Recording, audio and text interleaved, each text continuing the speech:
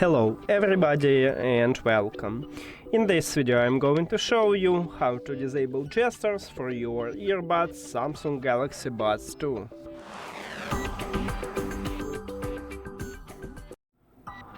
And you have to start by open Galaxy Wearable application.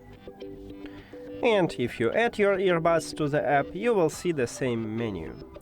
And right here we have touch controls. So if you want to disable all touch controls, you need to tap at this slider.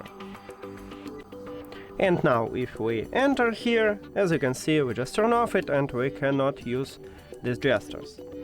But also you can disable some of these gestures. So by default, these earbuds do not use double press and triple press, and you need to enable it in the application. But also you can disable single press if you don't need it by click at the slider near to it if the slider have colorful background. And also we can disable control for calls. So right here at the bottom we have double press and press and hold.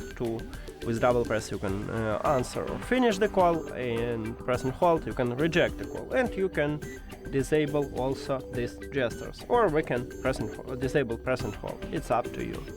And that's it. Thank you for watching this video. If you found it helpful, please consider subscribing to the channel and leave the like on the video. See you later.